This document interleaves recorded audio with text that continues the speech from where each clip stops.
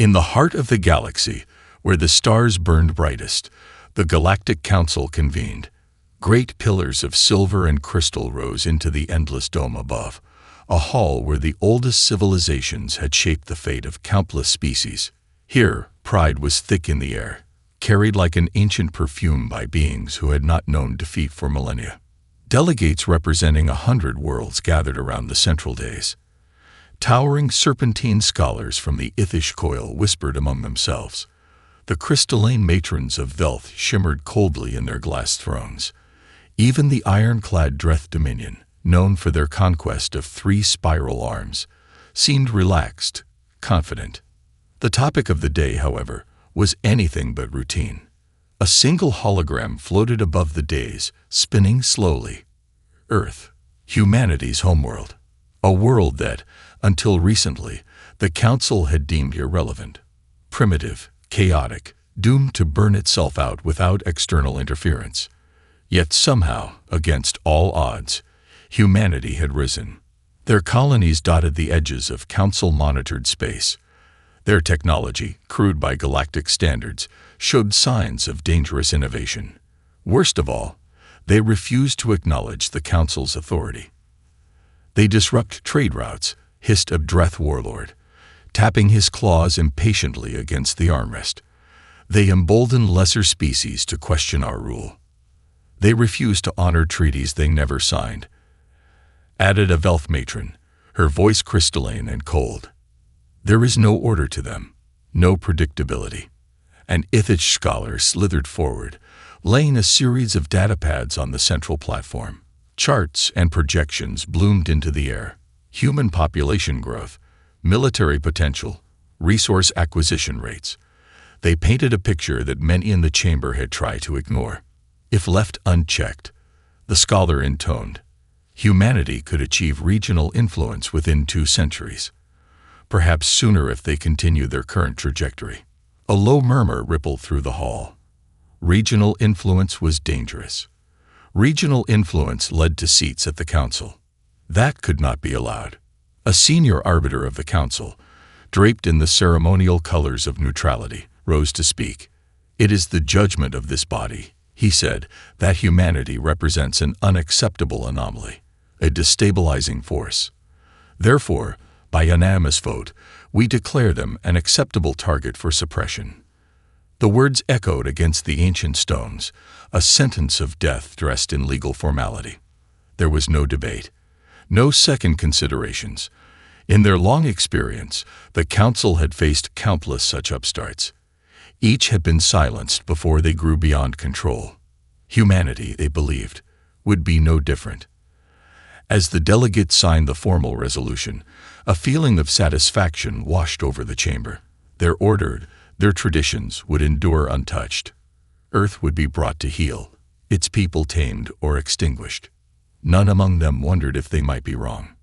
None questioned whether humanity was truly like the others.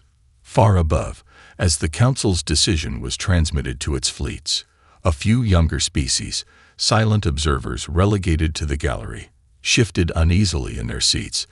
They had seen the human spark firsthand, and they understood something the Council did not. When humanity was pushed, it did not kneel. It fought. And it learned. The Council's fleet entered Earth's system in perfect formation, a shimmering wall of firepower that blotted out the stars. From orbit, the ships looked like gods come to deliver judgment, gleaming with centuries of technological mastery. They did not hide their arrival. They wanted humanity to see. On every frequency, across every channel, the ultimatum was broadcast. This is the Galactic Council. Humanity is ordered to surrender all independent governance, cease all expansion beyond your home system, and submit to Council stewardship. Failure to comply within 24 Earth hours will result in immediate corrective action. The message played in every city, on every station, through every satellite. The Council's emissaries expected panic, mass hysteria, a crumbling of order as Earth's governments scrambled to beg for mercy. But what they got was something else entirely. In the United Terran Assembly, deep beneath Geneva, humanity's leaders met in emergency session. Heads of state, Military commanders and representatives from the colonies across the solar system spoke in hurried voices, but not with fear. Instead, there was anger, determination, a shared understanding that history had finally placed them at the threshold of their destiny. The Assembly's decision was unanimous. A single transmission was sent back to the Council's fleet. It was brief. "We acknowledge your ultimatum. We reject your terms. We accept your challenge. Good luck." There was no apology, no pleading, only the cold, unshakable certainty of a species that refused to bow. The Council's fleet captains were stunned. Some believed the humans must be bluffing, masking terror with bravado. Others thought Earth's leaders were simply ignorant of the forces arrayed against them. Confidence in their inevitable victory remained unshaken. Above Earth, the Council's ships moved into new assault positions, targeting military bases, spaceports, communication hubs. Their orders were simple: cripple humanity's ability to resist, then force compliance with minimal destruction. But as the Council prepared their opening strikes, strange readings began appearing across their tactical displays. Unidentified transmissions flared through the void. Old satellites blinked to life, repurposed for new and unexpected functions. Ground forces on Earth activated countermeasures that should not have existed at humanity's level of development. Hidden factories, buried deep beneath the crust, came online. Defense platforms, once considered experimental and non-functional, suddenly sprang to life in Earth's orbit. The colonies on Mars, Europa, and Titan, thought too young and vulnerable to offer real resistance, began transmitting encrypted battle plans. Humanity had not been idle during its rise. It had been preparing. Every maneuver the Council made was met with calculated resistance, each move countered as if humanity had been studying them for decades. In truth, they had. Quietly, patiently, humanity had watched the stars, taken notes, and built weapons designed not to match the Council's strength, but to outthink it. As the first Council strike teams descended toward Earth's atmosphere, they found themselves walking into battles they did not expect. And for the first time, far above in the command vessels, a chilling thought began to spread among the Council's officers. They might have underestimated the humans. Badly. The Council's attack began with all the might of 1,000 suns, their ships forming an impenetrable ring around Earth's colonies. They believed humanity would cower under the weight of their power. Instead, they were met with resistance unlike any they had ever encountered. The first clash took place above Mars, where the red dust of the planet swirled into chaos. A Council battlecruiser, its massive hull gleaming with the energy of advanced shields, dove into the atmosphere with the precision of a predator. But it did not expect what happened next. From the surface, humanity unleashed their surprise. Swarms of sleek, maneuverable fighters, custom-built with human ingenuity, tore into the Council formation. These ships weren't the standard military-grade crafts the Council had expected.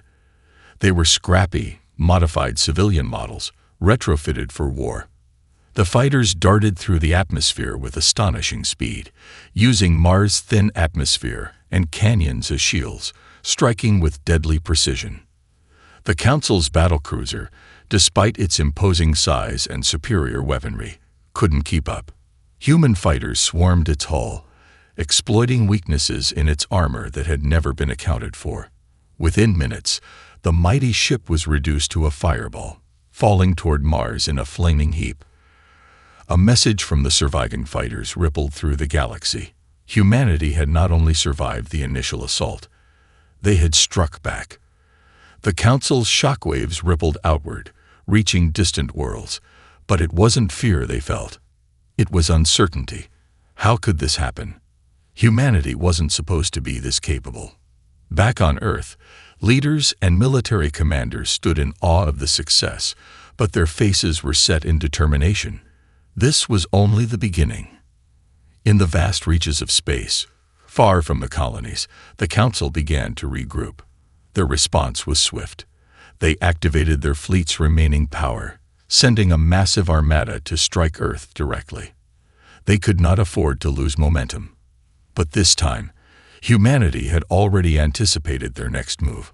All across human space, forces had been mobilized for just such a scenario. Despite the technology gap, humans had proven themselves resourceful, if nothing else. Massive orbital defenses, hidden for years beneath the surface of Earth's moons and asteroids, activated, their laser systems tracking Council ships with perfect precision. These stations were primitive compared to the Council's weapons, but they were designed to exploit one critical weakness the Council had overlooked: the human ability to adapt, improvise, and learn quickly. As Council ships entered Earth's orbit, the first wave was met with a barrage of laser fire from hidden stations. The unexpected assault tore through their shields, crippling several ships within minutes. The humans had thought ahead, studied the technology, and used their enemies' own arrogance against them. But the true shock came when human ground forces engaged. At first, the Council believed that the colonies would fall in a matter of hours. What they didn't account for was the human capacity for guerrilla warfare. Resistance groups on Earth and the outer colonies unleashed a wave of sabotage, hijacking supply convoys, infiltrating Council installations, and dismantling key infrastructure. The once mighty Council forces, so accustomed to overwhelming victories, found themselves floundering in a maze of traps and ambushes. The Council's arrogance had blinded them. The war was no longer about strength alone. It was about ingenuity, unity, and an unrelenting spirit to survive. Humanity had shown the first true spark of resistance, and the galaxy would never forget it. The Council had expected a swift victory. They believed the sheer weight of their technological might, their centuries of experience, and their vast fleets would crush humanity's spirit. Instead, they had found something entirely unexpected. The first few battles had been a bloody surprise, but the Council was far from defeated. They regrouped, recalculated, and prepared for their final strike. Humanity, however, had already moved beyond the initial skirmishes. For every ship the Council destroyed, for every base they raided, humanity had learned. And in that silence, the calm before the storm, Earth's leaders, engineers, and military commanders were making their final preparations. In the shadow of Earth's atmosphere, something new was emerging. Humanity had seen the Council's arrogance. They had seen it in the way the alien fleets had glided into orbit, expecting to crush them with minimal effort. Now, they would see the consequence of underestimating humanity's capacity to adapt. In secret military bunkers beneath the planet's surface, a quiet hum began to fill the air.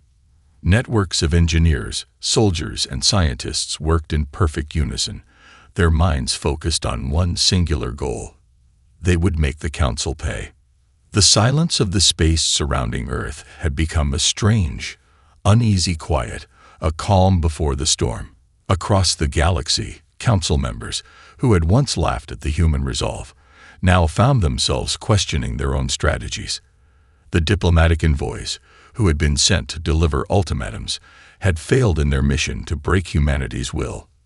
Worse, reports trickled in of increasing acts of rebellion in the outer systems. Humanity was not falling apart.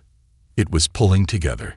The Council's fleets were now moving to Earth's system for the final assault, but as they prepared for what they believed would be their last offensive, something stirred in the depths of the human mind. A single, unified force rising to challenge them. The first sign of humanity's true power emerged from Earth's darkest corners. Ancient, forgotten ships, left behind from a time when humans had first ventured into the stars, were dusted off and repurposed. Massive ships designed for long-forgotten purposes, ships that should have been scrap, were refitted with the best of humanity's available technology. The sheer scale of these vessels was enough to make even the most experienced Council commanders pause. But they were not only enormous. They were also unpredictable. More importantly, they were armed with weapons of human design. Human ingenuity had once been underestimated, but now, the Council would feel its full force. The weapons mounted on these ships were not designed for prolonged space combat, but for one thing: rapid, decisive strikes. These ships were built to disrupt, to strike where it hurt the most. Above Earth, humanity's hidden orbital defense stations activated, casting their deadly gaze upon the Council ships. The storm that had been brewing in silence was finally ready to break.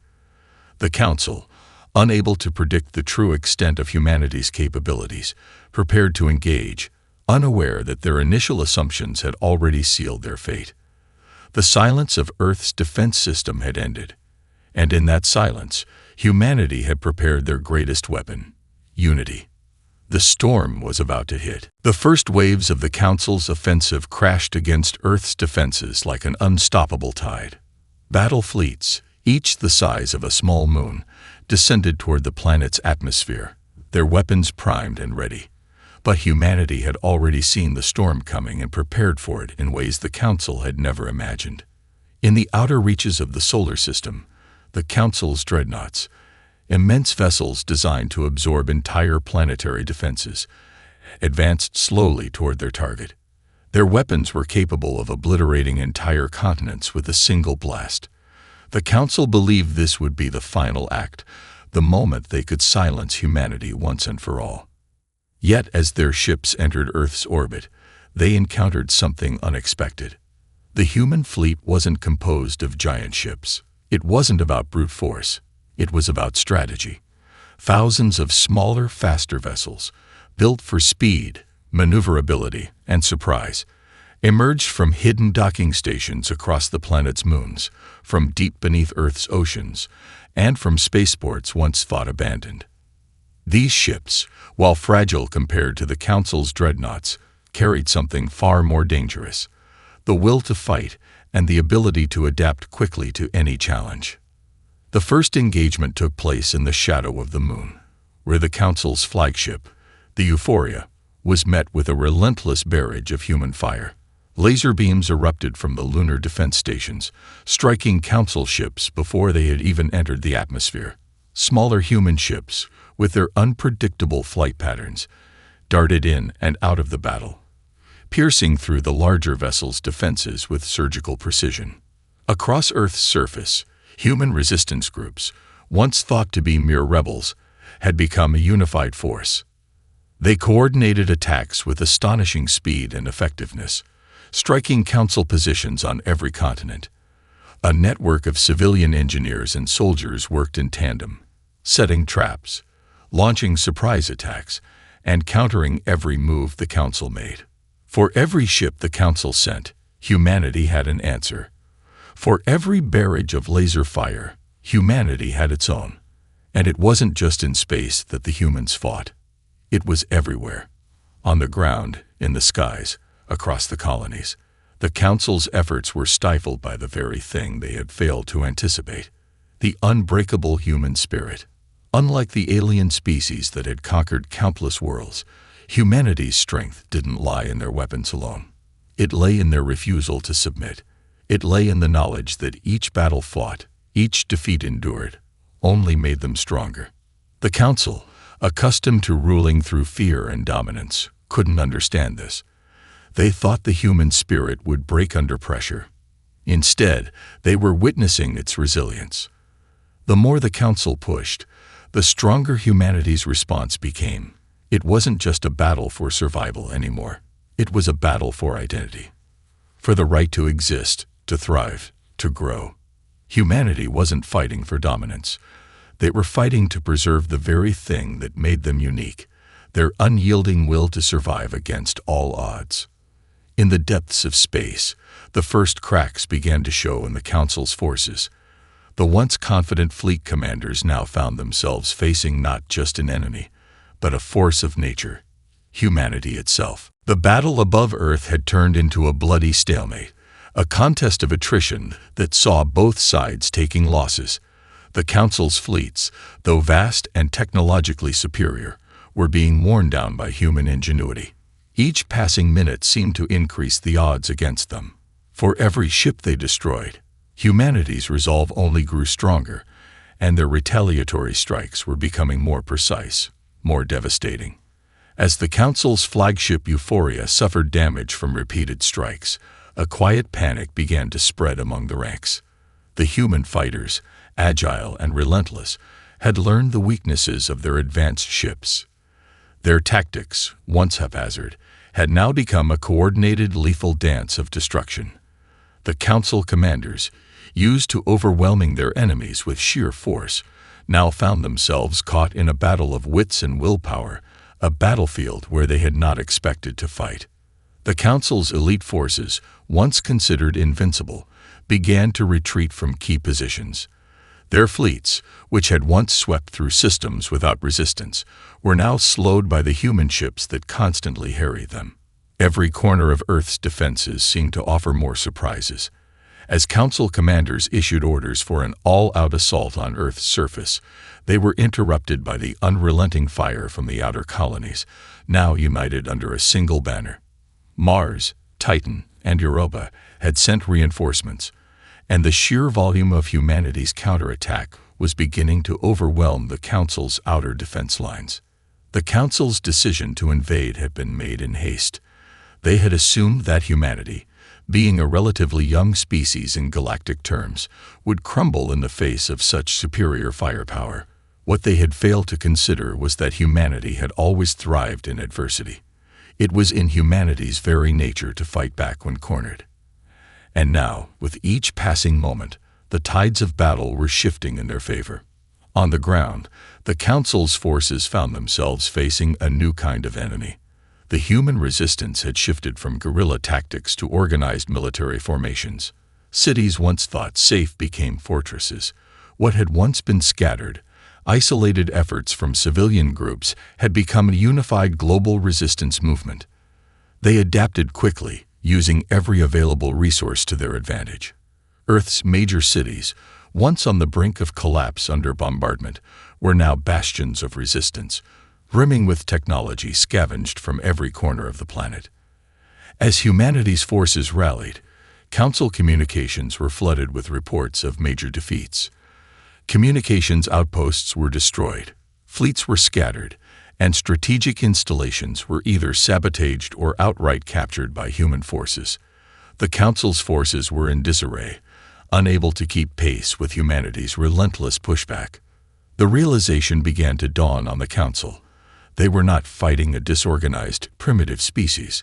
They were fighting a species that had taken every lesson to heart and learned from every loss. Humanity had not just survived, they were beginning to win.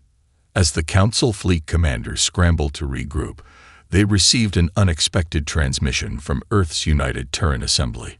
It was short, but it sent a clear message. You have made a grave mistake. The war is not over, and it will never be the same. The Council's once confident fleets now floated in disarray across the edges of Earth's atmosphere. What had been a coordinated strike force was rapidly becoming a fragmented, disoriented group of ships, scattered by human ingenuity and relentless attacks. Humanity was no longer just reacting. They were driving the offensive, forcing the Council into a position they had never expected to be in, on the defensive. The message from Earth's United Terran Assembly, brief as it was, had struck a chord. It reverberated through Council command centers, echoing the dawning realization that humanity was not the primitive species they had fought. And now, as the battle intensified, the Council began to recognize that they were not just fighting for dominance, they were fighting for survival. The Council's leaders convened in an emergency session aboard their command flagship, the Euphoria. There was no more talk of superiority, no more arrogant boasts. The situation had grown desperate. The Council's forces had been fractured, their leadership questioned. The battle was now a matter of preservation. On the ground, humanity's resistance groups had unified into a coordinated global military force. Across continents, every city and settlement had become a fortress, brimming with makeshift weapons and makeshift technology. Even civilians, once considered vulnerable, had become part of the war effort, using their knowledge of local terrain and systems to strike at the Council where it hurt most. The resilience of humanity was evident everywhere, in every resistance cell, in every factory-turned-war machine, in every soldier who had taken up arms to protect their home. But what struck the Council most was the unyielding resolve of the human spirit. Despite overwhelming odds, Despite seemingly insurmountable technology gaps, humanity fought as one, unified by a singular purpose. And it wasn't just the soldiers or the engineers or the leaders who had rallied. It was every citizen, every individual who believed in the right to fight for their home. The battle was far from over, but a shift had occurred. Humanity had shown that they could not be crushed by force alone. The Council had underestimated the power of unity, of innovation, of sheer will. And now, as Earth's defenses tightened, the Council had only one choice left: escalate or retreat. In the depths of their flagship, the Council's highest-ranking commanders debated their next move. The situation was untenable. They could no longer afford to continue losing ships, losing resources. The decision was made. They would unleash their final weapon, a last-ditch effort to turn the tide in their favor. Deep within the Euphoria, the Council activated their secret weapon, a devastating energy weapon that could obliterate entire cities in seconds. This weapon had never been used before, and its power was immeasurable. But it was also a gamble. If humanity's defenses could withstand it, the Council would be left with no options. As the weapon powered up, the Council fleet prepared for its final strike. Earth's defense systems, though weakened, were ready. Humanity had already shown they could withstand the impossible. But would they be ready for this? The moment the Council's ultimate weapon powered up, a deafening hum filled space. The Euphoria's massive energy core charged, its vast array of coils glowing with an unnatural intensity. This weapon, capable of annihilating cities and reducing continents to ashes, was humanity's final test. If they could survive this, the Council would know they had made a mistake they could never correct. Humanity's forces on the ground, already braced for impact, received word from the orbital defense stations. The enemy's weapon was primed. They had only moments to react. Across Earth, the sky darkened as the final battle loomed. The resistance fighters, engineers, and military commanders had one last chance to ensure Earth's survival. As the weapon's firing sequence began, Earth's defenses sprang to life. Hidden systems that had been waiting for this moment activated, lighting up the atmosphere like an electrical storm. Massive energy shields, designed by human ingenuity to deflect high-powered blasts, unfurled like a protective cocoon around the planet. They were crude compared to the precision of the Council's weaponry, but they had one advantage. They had been built with human creativity and adaptability in mind. The blast from the Euphoria tore through space like a comet, a blinding streak of raw power aimed directly at Earth's surface. The Council commanders watched with anticipation, convinced their final strike would wipe humanity from existence. But as the energy beam approached, something incredible happened. The human energy shields absorbed the blast with surprising efficiency, deflecting much of the force into space. The shield shimmered and buckled under the pressure, but it held. A shockwave radiated outward, rattling the Council's ships in orbit, but Earth stood firm. The Council's leadership was stunned. The weapon had been their trump card, and yet humanity had withstood it. They had prepared for the impossible, and somehow, miraculously, they had pulled it off. The energy blast had weakened Earth's outer defenses, but humanity's quick thinking, their constant innovation, had turned a weapon designed to destroy into a mere inconvenience. With their final weapon neutralized, the Council's fleet began to falter. The remaining ships, once certain of their victory, found themselves surrounded on all sides. Human forces, though battered, had regrouped and now surged forward with a vengeance. Every strike was a message, every blast a reminder. Humanity would not fall. The retreat began. It was a slow, reluctant process. The once proud Council fleet, once so confident in their superiority, now turned toward the distant stars, their retreating ships marking the first time in millennia that a galactic power had been forced to abandon a conquest. As they fled, they knew the war had not just been a defeat, it had been a reckoning. On Earth, the people who had once feared their extinction now stood victorious. The galaxy had witnessed their resilience, their strength, and their unity. The Council's error had been costly, But humanity had paid it forward with a lesson they would never forget. Never underestimate the will of a species fighting for its survival. And as Earth's defenses powered down, leaving the planet to heal, humanity stood together, knowing the universe would forever remember the day when they showed that even the mightiest of powers could be brought to their knees by the indomitable human spirit.